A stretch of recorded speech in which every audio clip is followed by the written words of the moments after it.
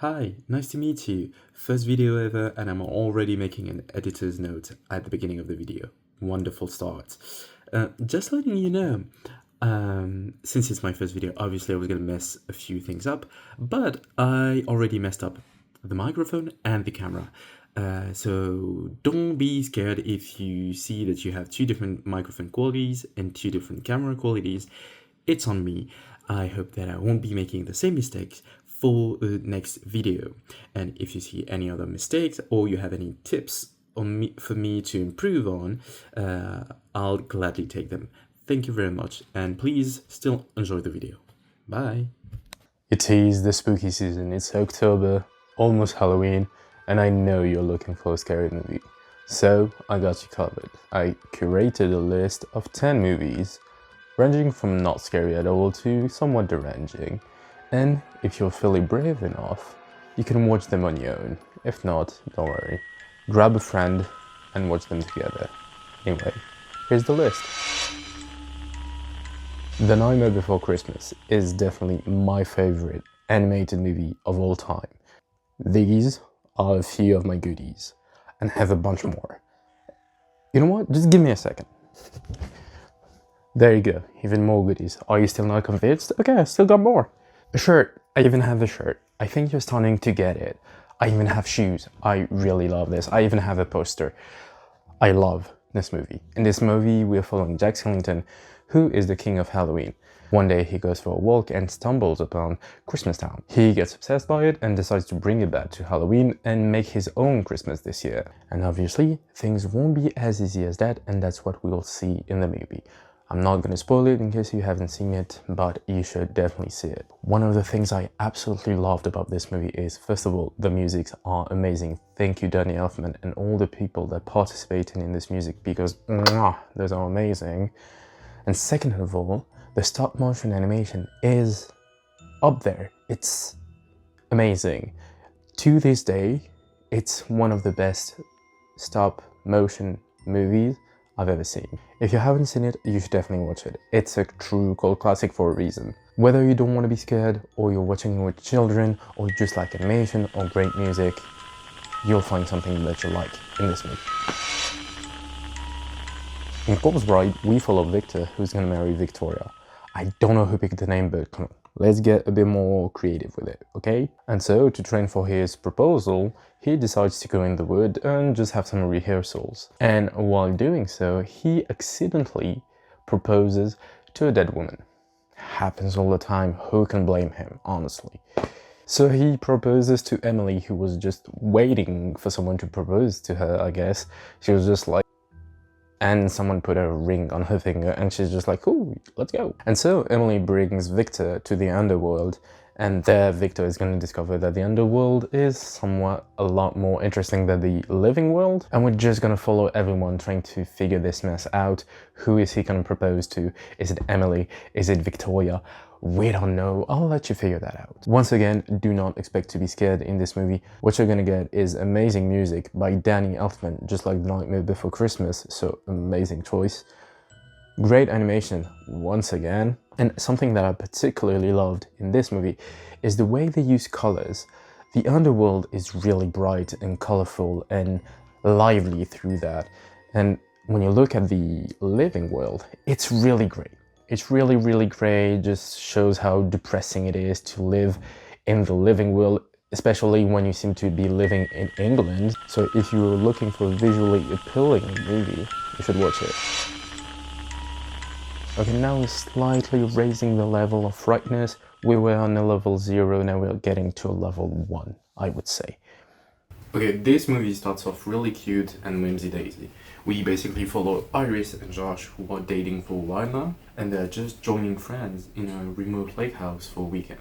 And the thing is, a small spoiler, because it's basically in the trailer, but still, Iris is a robot. So basically, Josh controls everything about her. He can order her to sleep, he can order her to have sex, he can tweak her settings and do whatever he wants. And the thing is, this movie is still not very frightening in any sense. And what I really love is the fact that you can control someone, manipulate them, and make them who you want to be. And I think it's really interesting in that way. Still not a very spooky movie. A little bit of gore left and right, but honestly nothing to really be worried about.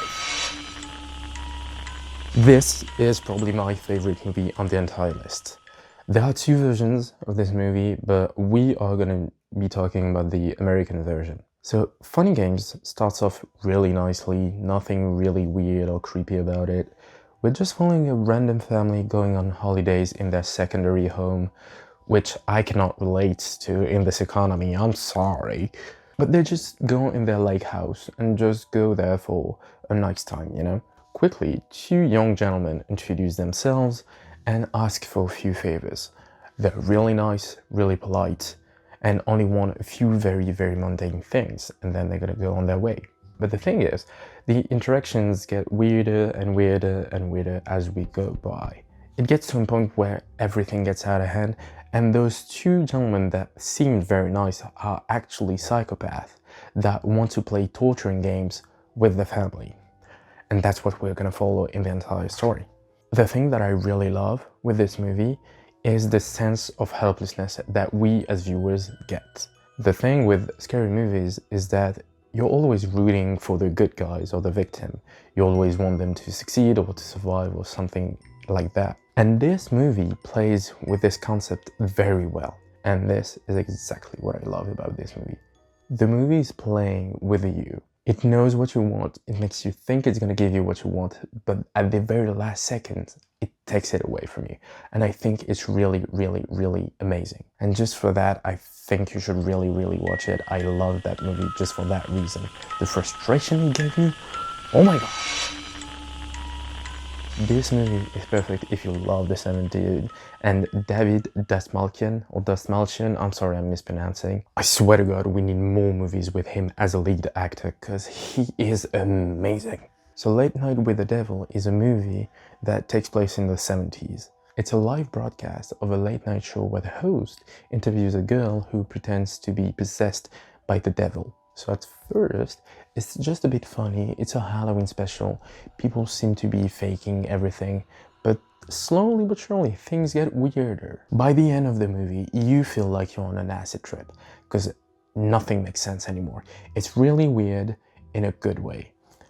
Usually I have a problem with those kind of movies where you don't understand the ending, but here, I loved it.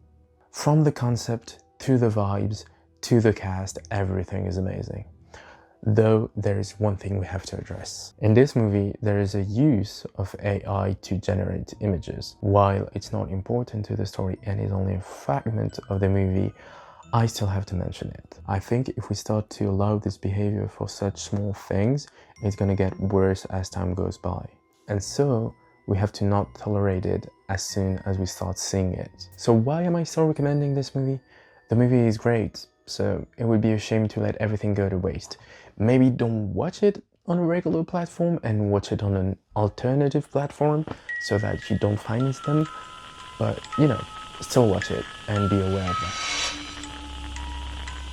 The reason I wanted to talk about this movie is because I watched Black Swan a while ago and I watched this movie again and then I was like, wait a minute, there's something going on here. And then I watched some videos about it that I'll recommend and link in the description, and I was like, you know what?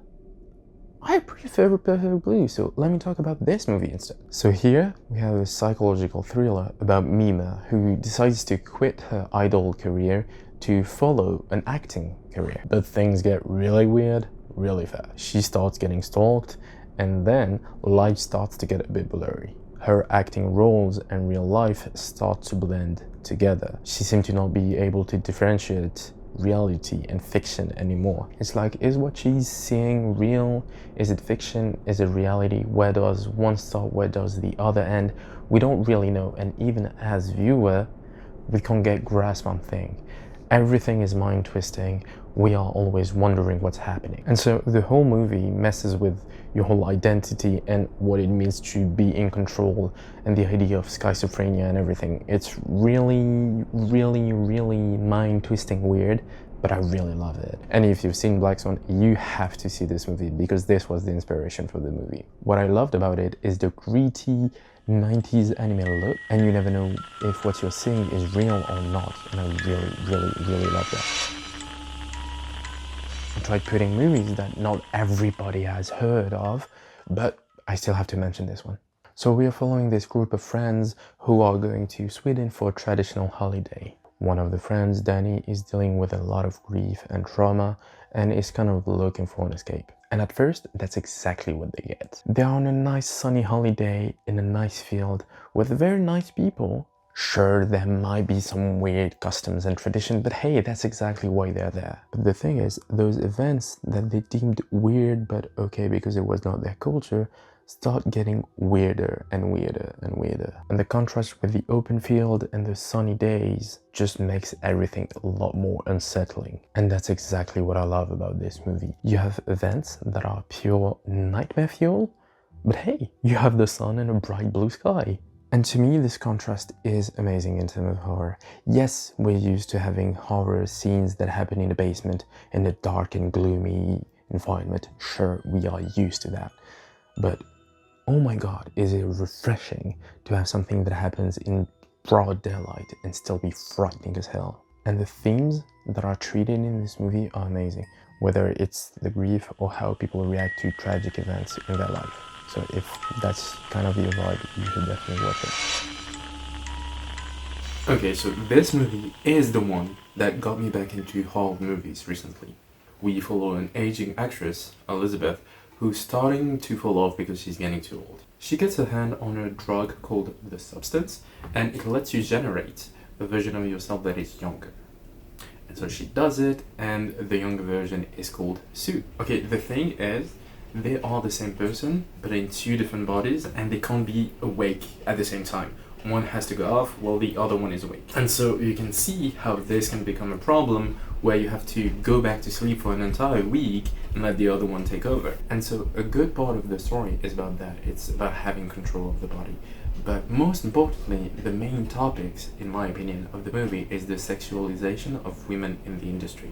And talking about sexualization, of course, the aging is a big factor and a big theme in the movie as well. It's a great body horror movie, a bit gore, but not too much. But most importantly, the sound design is amazing. I think the sound was more impressive than the visual. Just a quick trigger warning, there's a lot of nudity in this movie, so if you're not about that, maybe skip it. But honestly, I don't think this time the nudity doesn't serve the purpose. So maybe you should still watch it. If someone had told me 2 years ago that I would be recommending a Korean movie, I wouldn't have believed them. This movie is so damn good, I have to.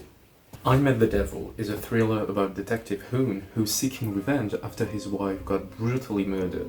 And so he is on the track of the killer, who's a total psychopath. So through the movie, they are playing this game of cat and mouse, and the interesting part is that we get to see the life of the killer. And even more importantly, we see how this chase pushes Hoon to become this dark, twisted version of himself. And the thing with Korean movies, they always love to put a nice little twist somewhere in the story. So if you're not accustomed to Korean movies, you better get used to it because they are wonderful. Sometimes they can be funny, even though in a dark thriller like this one, you might crack a laugh or two because, well, the way they act is different from what we know. So, you know, it's okay, but once you get used to it, oh my god, it gets amazing. Okay, last but absolutely not least, because I kept the most deranged one for last, I'm talking about Good Boy, and not the 2025 movie, the 2022 movie from Norway. It starts off with Sigrid matching with Christian on a dating app. At first, everything seems fine, the guy is handsome, and the talks are nice. Everything seems fine until she gets to his place. There, she meets his roommate, Frank, who's disguised as a dog. And the thing is, the guy isn't wearing a dog costume for funsies, he's behaving as a dog. If I was in this situation, it would have been very simple. Thank you, Christian. Thank you, Frank. No need to explain. Have a wonderful day. But well, Christian is rich and handsome, and so Sigrid just ignores the humongous red flag and keeps on going. She just thinks that it's kind of quirky and weird, but you know what, those are two consenting adults, so who am I to judge? I don't want to be that guy, but honestly, I think a little bit of kink shaming here and there might have saved you a lot of trouble, Sigrid. Just my opinion. Obviously, things get really weird really fast. Who could have seen this one coming? The really messed up part is not just the guy dog being there, even though that's a big bit of it, but just the power dynamics in the relations and how we can get entrapped in a relationship like that. From the entire list, I guess that now we can understand that I really love power dynamics in relationships in terms of horror. The movie is messed up, the ending is obviously messed up, but what I like about the ending is that it's not a clear-cut answer. You'll see what I mean when you watch it, but the thing is, you end up with even more questions than answer, and that I really love. Okay, so that was the list, and if that's still not enough for you, here are a bunch of other movies you can watch. I couldn't put all the movies I wanted in the list, obviously, otherwise the video would be 50 hours long, and I didn't want to go too scary or too spooky or too weird for the first video. If you guys want me to crank up the heat for the next video, it'd be my pleasure to do so. If you have discovered a movie on this list, please let me know in the comments, and if you have a movie of your own that you would recommend, please let us know as well. This way we can all share and discover new movies. Anyway, thank you very much for watching, happy Halloween, and I'll see you next week. Bye!